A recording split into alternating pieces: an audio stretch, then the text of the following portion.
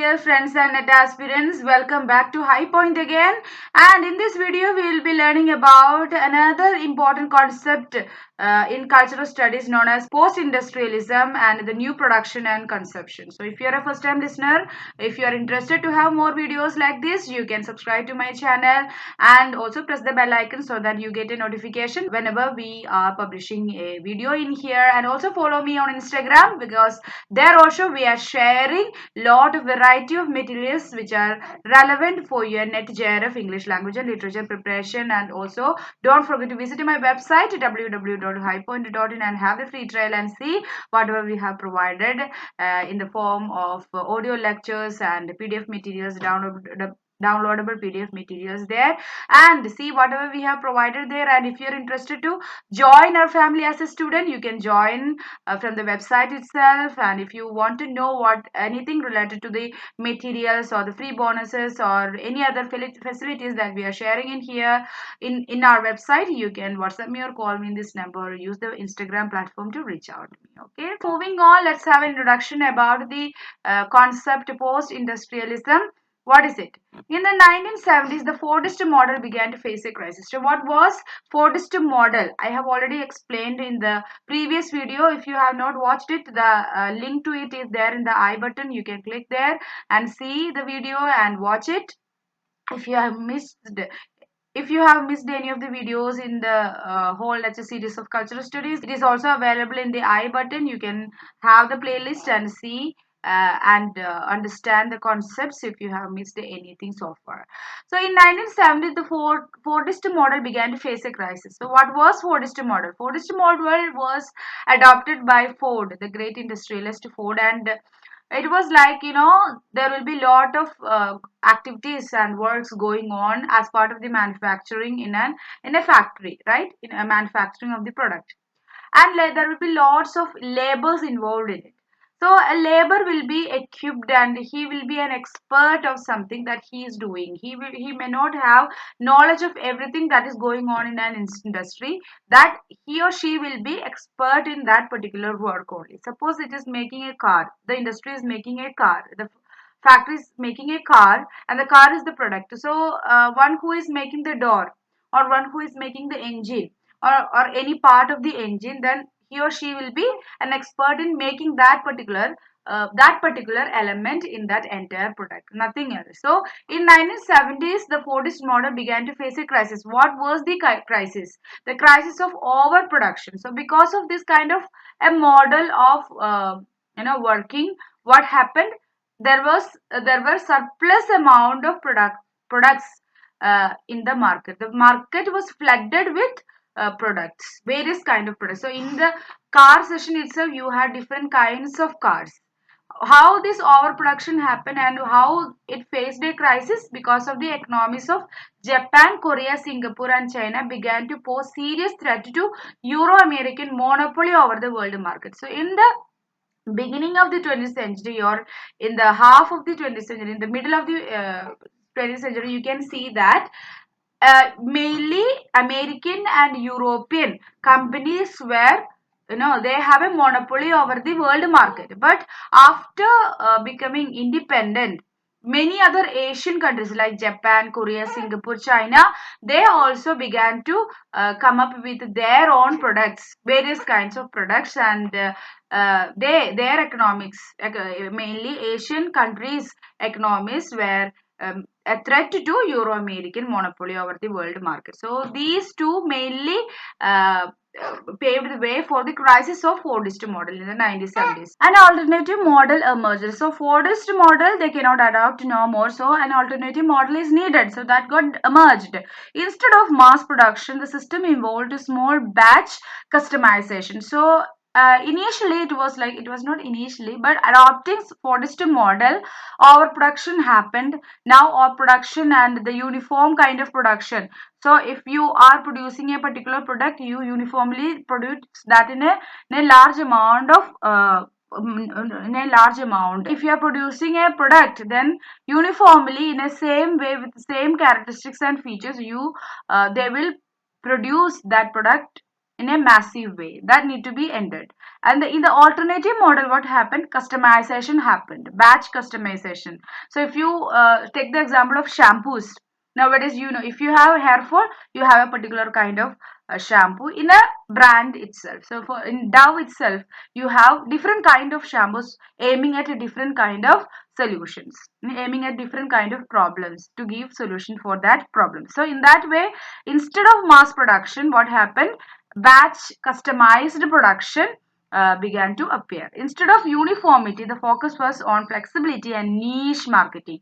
Niche means what? You will be an expert on something. Okay, you will be an expert in something. You have a niche. See, if you are expert in a subject, you can sell that subject. Those who are needed in help with that subject, you can sell that. So that is niche. So instead of overproduction, instead of uniformity, what was the focus? The focus was flexibility. Flexibility means customization. According to the pain points of the customer, you will make your product flexible, customized. And niche marketing, you will be expert in one thing, and you will develop that skill that you have, and you will sell that skill those who are in need is sitting. Labor was more multi-skilled and job demarcations began to collapse. So in Fordist model, there is a job demarcation. You have a particular job, you will do only that job. You are making a particular part of that engine. You will be, as long as you are there in that factory, you will be making that thing only. Okay, but here in this new kind of alternative model, what happened? Job demarcations began to collapse and labor became more multi-skilled. You need to have more multi-skills in order to carry out your labor. Now, Daniel Bell's The Coming of Post-Industrial Society. So Daniel Bell came up with a work known as The Coming of Post-Industrial Society in the year 1973. And in this work, he argued that the post-industrial society emerged from changes in the social sector only, and he does not see politics or culture as significant factors in the change. So Daniel Bell, he says that the post-industrial society emerged. So after the failure of Fordist model, the post-industrial society emerged. And this society emerged from changes that happened in the social sector only. And he never sees the influence of politics and culture as a significant factors in emerging this post-industrial society.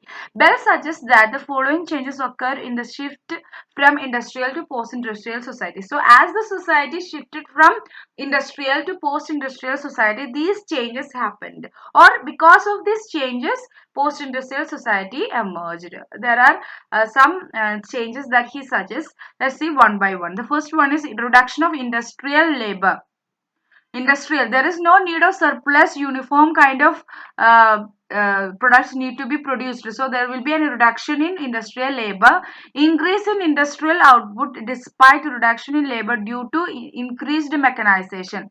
So first of all, there is no need of over production, and also mechanization. The industries were increased their mechanization, increasingly became mechanized. So that's all that because of that industrial output also um, increased, even though labor got decreased, labor got reduced. Increase in wealth due to higher productivity and mechanization happened, labor got reduced, but in output, the output production of products got increased, so wealth also increased. Higher productivity, because of higher productivity, wealth increased and inducing newer needs of leisure and other services. So how come so much products are available in the market? Because they creates newer needs of leisure and other services. Because of higher productivity, it is their need, that because they need to have economic wealth, economic increase in their business, so they induced newer kind of leisures, newer kind of services. That's how they increase their wealth. New job opportunities in the service industry. So you know they need to do, these industrial people, they need to customize their product. And how come they can customize? They need to know about their customers, right? And how can they know their customers? They can know about their customers by having some data, by having some information about their customers. Who has this information? about their customers, that there comes the importance of Facebook, Instagram, and many other platforms. So those who know this data about the customers, service industry means those who teaches the people, those who take care of the health of the people, those industries, they have the data, right? And also those who are working online in the online platforms, they all know, also know what are the pain points of their customers. If you are selling an online product, you are selling the product online, then you should know how far these customers are using these online platforms, what are their searches, what kind of products they want. How come they know that? They know, they'll record your searches, your visits in a visits to a particular website will be recorded, and that will be used as a data. And how frequently you are searching, what is your taste. That's how whenever you open Amazon, you will see exactly what you want. And who can decode that data, they'll become the source of information for these industries, and their service is relevant. So in that way, new job opportunities in the service industry also emerged because of post-industrial society. So those were the some reasons how come this post-industrial society emerged. Now moving on, with the shift from factory industrial to service industry, the game is between people. So here the game is between people, not between industries. So the industry got shifted from factory industrial to service industry. So if you are providing a shampoo, you are giving a service. If you are teaching something, then you are giving a service. If you are training people, then you are giving service. Even for that service only you are charging. What is involved in this game between people is information about the client. So those who know the information correctly about their client, they will succeed. So those who know the pain points of the client, those who know the frequency of the client, those who know the want of the client, those who know what the client wants, and how you can tackle the problem of the client of a particular kind, then that people, if you know that, then you can win this game. Okay, in such a society, professionals in research, health, education become the new intelligentsia, because the information needed, the information needs of the post-industrial society increase considerably.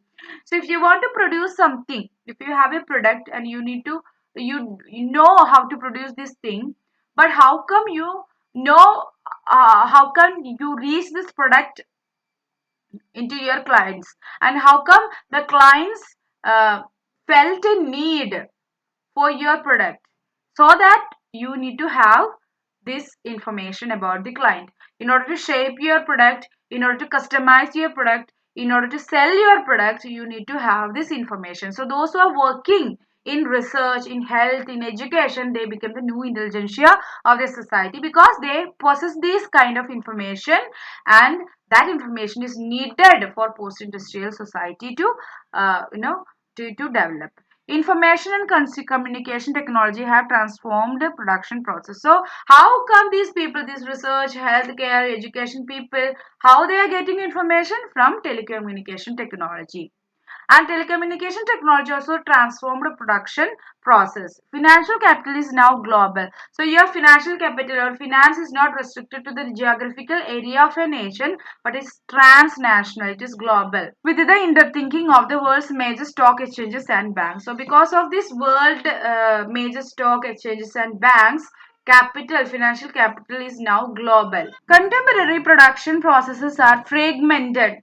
So another quality of post-industrial uh, production of products is that it is the production process are fragmented. How it is fragmented? The factory is probably situated in a third world countries for the perennial supply of cheap labor. So in third world countries, those are those countries, they were once colonized by the Euro American uh, countries. Okay, so the factory of a particular Euro American company will be situated in third world countries. Why?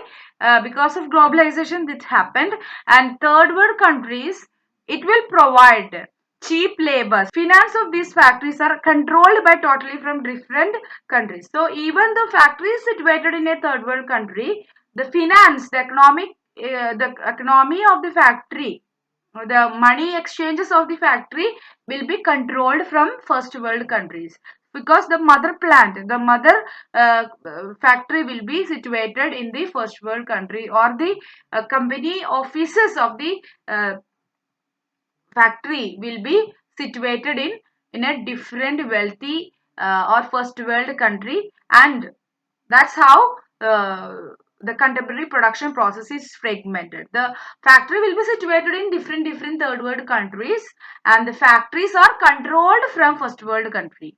Manuel Castells defines four forms of labor in contemporary informational production systems. So Manuel Castells, he says that there are four forms of labor in contemporary informational production system. The producers of high value. So there are four forms of labor in contemporary informational production system, and the first one is those who produce high value based on informational labor.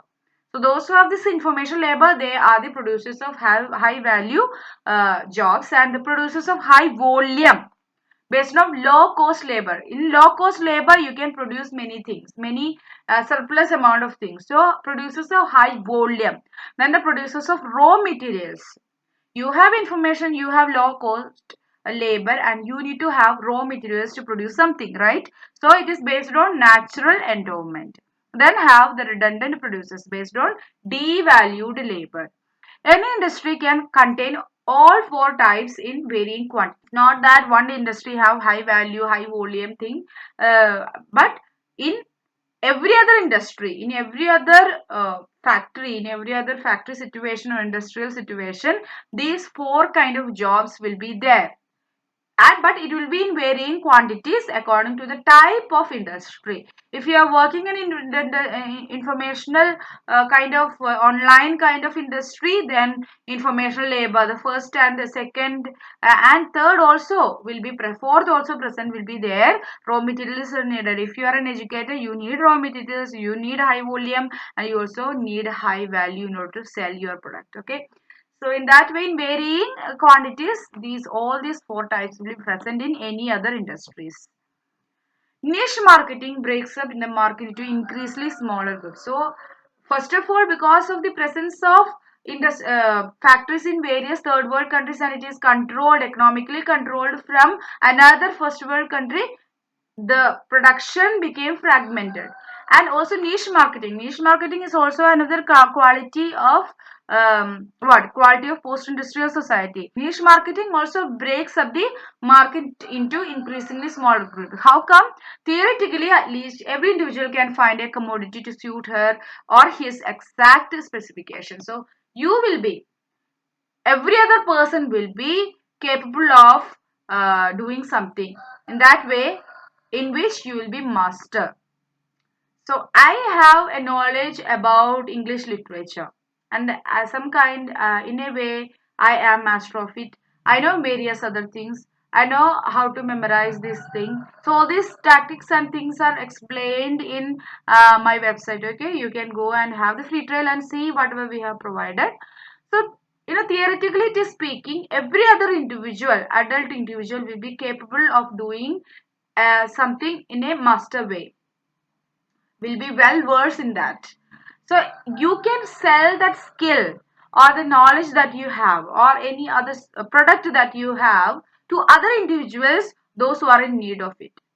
So if you know how to make if you know how to make hand embroideries, you can sell that.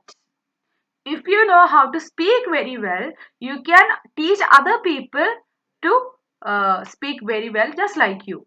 If you are well versed in English, then you can teach that. So any skill that you have, any other skill that you have, you can teach that specifications to others, those who are in need. So that's a theory. So theoretically, every individual can find a niche of their own exact specification, and this is feasible because of the information economy, where with each visit to the store, the individual's data is recorded for future use. See, you are using a particular app. It's not that you are using that particular app. No one is aware of it. Those who have used, those who have created that app, they can have every other information that you are providing, that you are making out of that app. Your visits to various platforms, your visits to various online websites and all. So how come everybody, any person can become an expert in something? Because of this economy, information economy. Information about the client can be used, information about the people and what all needs they have, uh, and using that kind of information you can create your skills. You can create, if you are capable of something, you can modify your skills and make them to earn something. Okay, information feedback into the production system, and the product with the specification of that individual fulfilled arrives at the store. So you are visiting a particular online thing. So you are searching, continuously you are searching for some beautiful sarees, or continuously you are searching for a particular kurta, or continuously you are searching for something.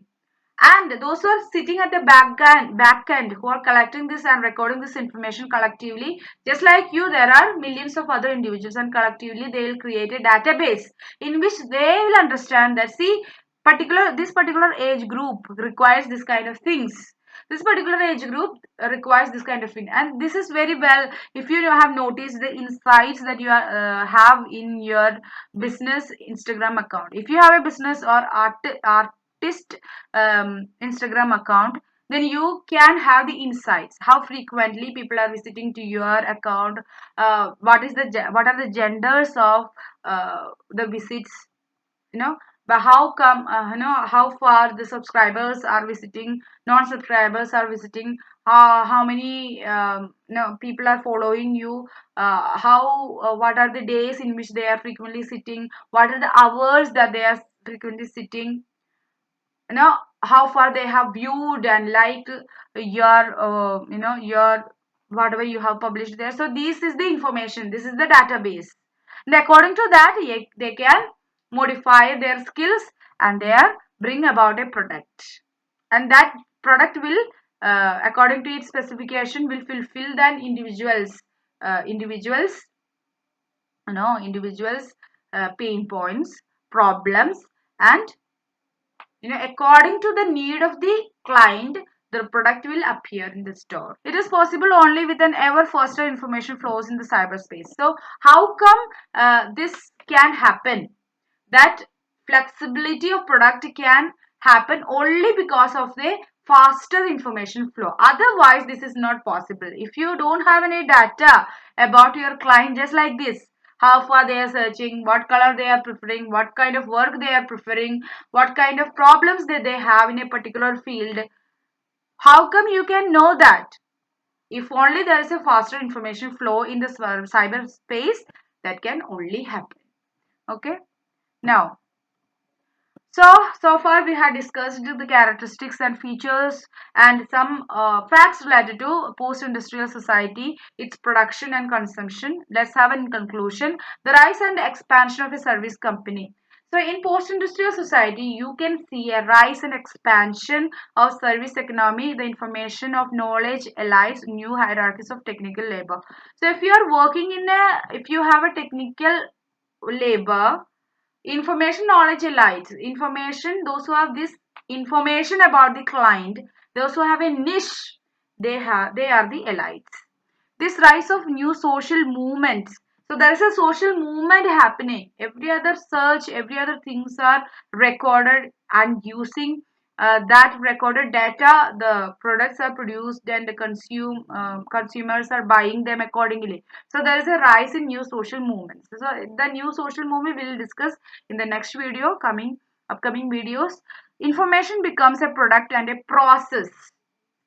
So through various processes only information became a data, and this data about the information about the customer, it became a product. You have to use that product in order to sell your product. Okay, so take the example of business account of Instagram that I have already mentioned. There in the insight section you can see what kind of visits that you have, whether the followers have visited, whether the non-followers are visited, what are the days of frequent, the in which day in a week frequently they have visited your site, not frequently visited, that which are the hours that they're sitting actively listening to your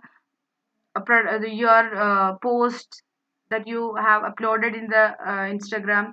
So in that way, this it's a process, how far they are visiting to your page, that is recorded and processed, and that became an information that is available in the inside session.